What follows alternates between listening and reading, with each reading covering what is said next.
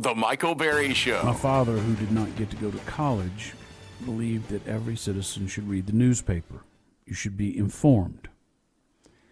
And he would make reference to things that were going on. Tax increase, a new building going in, a company relocating, somebody being arrested or elected or whatever else.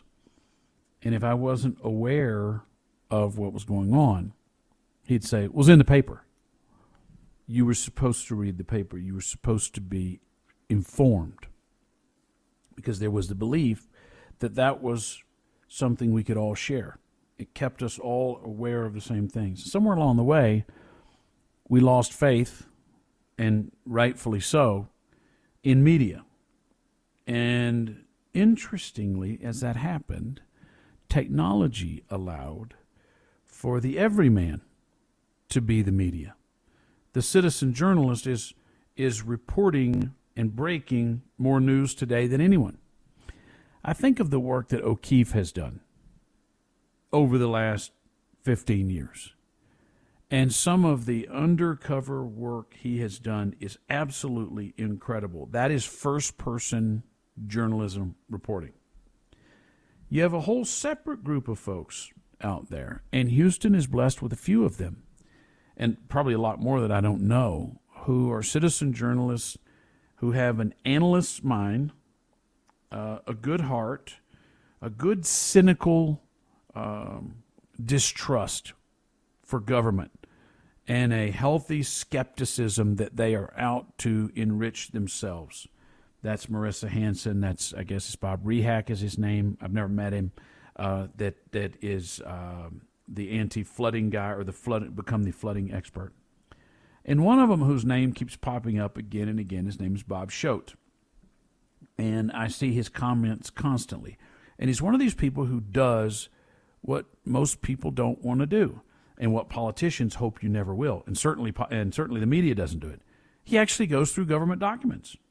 He reads. He reviews. He makes posts and engages with people and refines his commentary over the time. I have asked him to be our guest based on some comments on a subject that he has been offering commentary as a citizen judgment journalist on. So Bob Schote, or Common Sense Bob, as he calls himself, and seems to be, best I can tell, is our guest. Welcome. And a hearty good morning to you, sir. You had commented on Christian Menefee, and you have questions as to his eligibility to hold the county attorney position while also running for Congress, something nobody seems to be doing anything about, but your argument seems to me quite credible. Can you explain that? Yes, certainly. If you don't mind, let's talk about what his office actually is, the county attorney, because I actually had to explain this twice to a very intelligent person the other day. Harris County happens to have a county attorney who's in charge of all the civil affairs, and there's a district attorney who generally handles the criminal affairs. The smaller counties have one person that does this. So the county attorney is the chief civil lawyer and represents the county elected officials and employees in civil matters. They also handle consumer protection, fraud issues, environmental issues. You know, back after the weather events last year, your Menefee's office went after a few gas stations for price gouging. Okay, that's what they do. Or, you know, I guess people could probably get the picture now. So here he is. He barely got reelected last fall, and then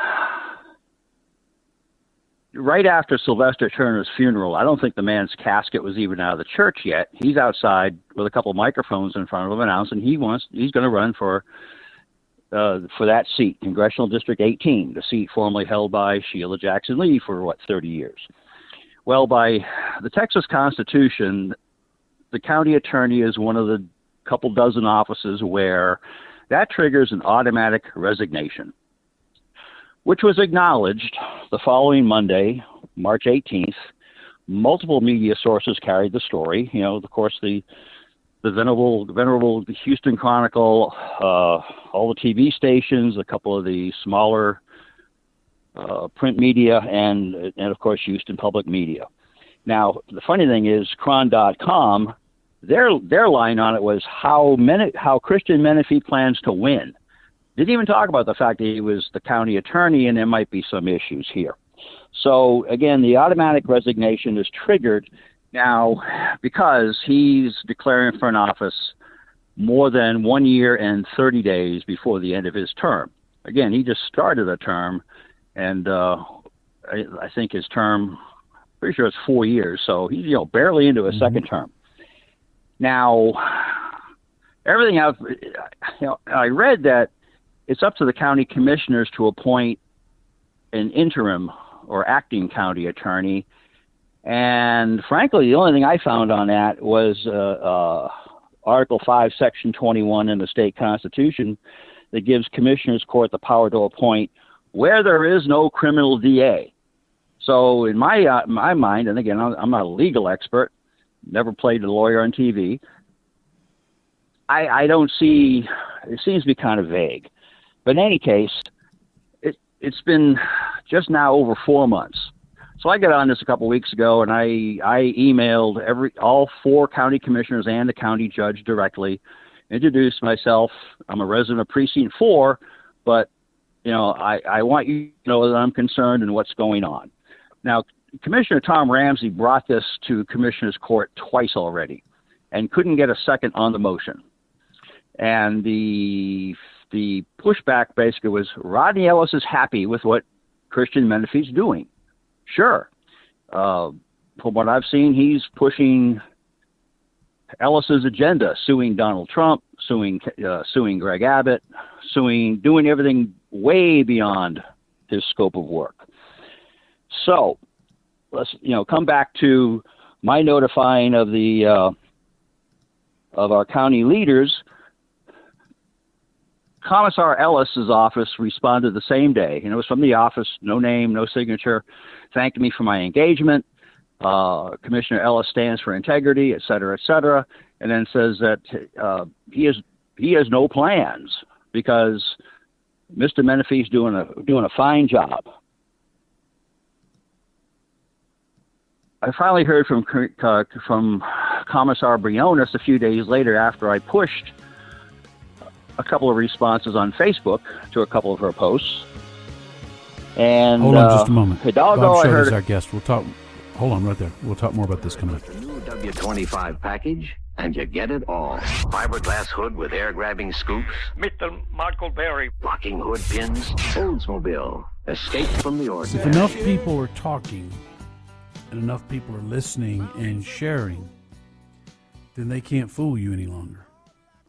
The fact that the Houston Chronicle's publisher goes bike riding with Rodney Ellis a couple of times a week, and they plan out, all right, we're going to redistrict Jack Cagle out of that seat. We'll put Leslie Briones in there, and then we'll put this person over here, and we'll do this, and we'll write this article, and we'll run this, and we'll do this, and we'll put this person in this position, and we'll do the elevate strategies, and we'll kick Kim Ogg out, and we'll put this person in after we've already put Kim Ogg in there.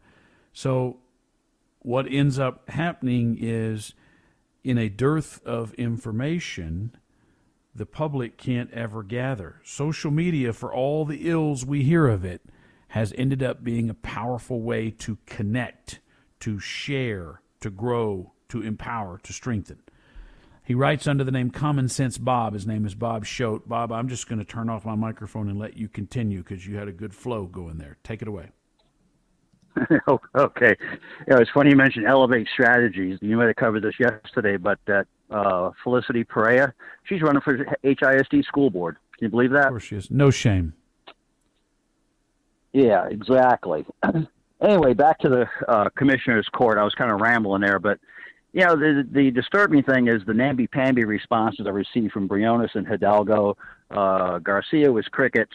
Tom Ramsey gave me the courtesy of a response from his personal email and said, Bob, I just can't get these folks to move on it. Word on the street is they're not going to do anything till October, which is a damn shame because I think there's a conflict of interest. I mean, this isn't just a matter of moving the guy out of the office, but if you look at his social media posts, and I did this morning, I went through his past 20 X posts, okay? 0 had to do with county business. 4 had to do with what I call, neutral or personal stuff, something about basketball and whatever. 16 of the 20 had to do with his congressional campaign. And his pinned tweet even says, "I'm running for Congress." So I'm going to appear at Commissioner's Court on August 7th at 10 a.m., and I encourage others to do so as well. If you want to speak, great. Sign up for a minute. You've got to do it before 9 o'clock that morning. You can do it online. You can submit comments online if you go to the website, which is harriscountytx.gov. Go to Commissioner's Court, and there's information there. Submit your comments online, and just let them know. This is kind of crazy. I think there's a couple of potential conflicts of interest that need to be addressed. For example, from who is he accepting contributions for his congressional race while he's serving as county attorney? And also, in this matter, if he's the attorney for the county, who's advising the Commissioner's Court? Has to be him, right? So, gosh, folks, just do the right thing. I think it was in Ellis's response to me that he's doing a wonderful job, yada, yada. Well, if he's doing such a wonderful job, he certainly has, over the 4.5 years, has developed a deputy or two who can take over the job. They do so much through outside firms anyway. And it's not like, this is a 5,000 resident county where, the guy's got to sweep the floor and lock the door when he leaves at night. So, let's get on with this.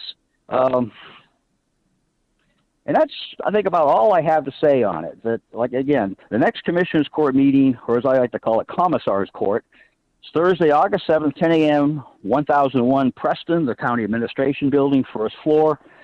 If you'd like to speak, register before 9 a.m. You just want to come and sit in the gallery, that's great too, because I'm going to speak on this and also on a subject I'm creating calling Not 1 Cent to combat Lena Hidalgo's latest scam of she wants to add a penny to our tax. Not just a penny, but a penny on the $1,000 valuation to continue child care programs that were started with ARPA funds.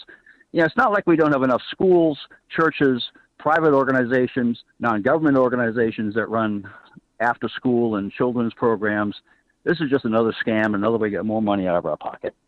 And if you want more information, if you don't mind my mentioning, I think you kind of already did, Michael, on X, I am Common Sense Bob, at Bob Choate, CHOATE 54. Easy to find, and happy to communicate with you all there. Bob, thank you very much, my man. Keep up the great work. The Michael Berry Show.